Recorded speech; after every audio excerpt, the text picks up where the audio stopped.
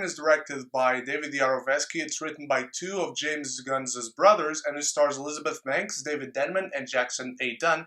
And the premise of this film is rather simple. What if Superman came down to our planet, he crashed land all the same, his parents picked him up, and it turned out that he was evil, and he was sent here with the purpose of conquering the world. That's the basic premise that this film works with, and it doesn't stretch too far from it, and I'll get to that a little bit more in my negatives. First of all, the positives, because this film was a pleasant surprise. I had a lot of fun with this film. This is the exact low-budget horror film that knows exactly what it is and sticks to it. And I went into this film knowing it was rated R, but not much beyond that. This film surprised me how much it went for that R and actually earned it. There are scenes in this film to which I had to avert my eye because they were just too much for me. Now, for those of you who don't know me, I rarely turn my eye away from the screen. There are so little things that make me avert my eyes from what I'm watching. This film had two of those that were just too much for me. I couldn't look at it because the practical effects on it were great, and the situation in which these things occur, I don't know, I could see myself accidentally going through them one day. And the film spends a lot of time working on a great and very necessary relationship between this kid and his adoptive parents, played by Elizabeth Banks and David Denham. They too do a great job, not only as parents but as husband and wife. You believe their chemistry, you believe their plight of wanting to have a children but not being able to from the get-go, and so their relationship has a lot going for it. And Elizabeth Banks, throughout this film, she could have very easily annoyed me. There are moments in this film where, as a mother, she's trying to defend her kid, and she kind of gets to you, like, why can't you see that there is something wrong? But she is a mother, and they work on that really, really well. So I really enjoyed her part in this film, and she's my favorite character in the entire film. The kid as well, Jackson A. Dunn, he does a really good job at playing a psychopath. Let's just say that. No surprise that he did such a good job in this film, because James Gunn invited him to go over to the Avengers Endgame set, and he ended up playing a young Scott Lang in one scene. The scares in this film are terrific. Some of the sequences are really fun to go through and be nervous throughout them. This film really builds on tension and scares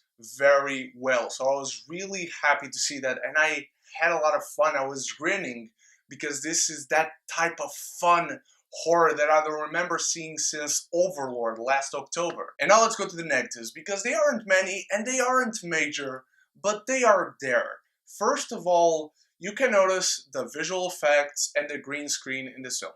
They are very noticeable. This is a low-budget horror film. In great part, I can forgive that. I can consider that not a major issue, but they are still there and they are easy to spot. And another negative that I alluded to at the beginning of this review is that the film doesn't stretch too far from the premise. It's Superman, but if he was evil, and that really describes the entire film from beginning to end. The film sits in that comfort zone where it pulled off what it pulled off rather well, not gonna lie. But at the same time, I constantly had in my mind the directions that I thought this film could go, and that would make it a great film. Let's talk about that premise and that first trailer for a second. What if you didn't know going into this film? What if the trailers had just been, kid, there's something wrong with him biting the fork and twisting it up, and then he's looking for something under the basement of the cellar, but you don't know what it is, and then he has super strength, and he starts killing people, but you don't know what's going on. What if the twist, let's say, the reveal in this film was that, oh my god, he has come from space somewhere, he's an alien, this is an evil Superman movie. That would have been a great surprise. They even play it as if it was a reveal in the film. So in my mind was, why did you start the trailer that way? I mean, I understand for marketing purposes why you start a trailer, why you showcase to the audience that, oh shit, this is an evil Superman movie. People are going to want to see that.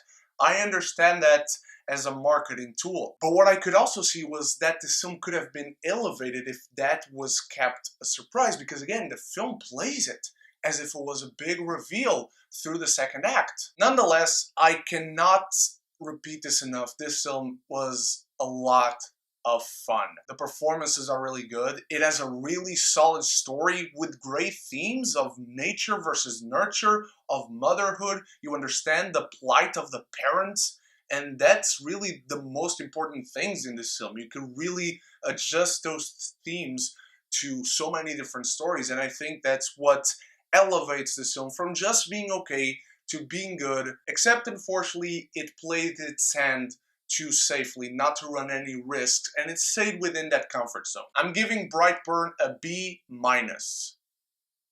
Guys, let me know what you thought of Brightburn in the comments below, and let me know what superhero would you like to see a film of, but the version where they were evil. Thank you so much for watching. You guys are the best. I'll be back this week with my review for Men in Black. Can't wait to see you there. And then I got a few surprises heading into Toy Story 4.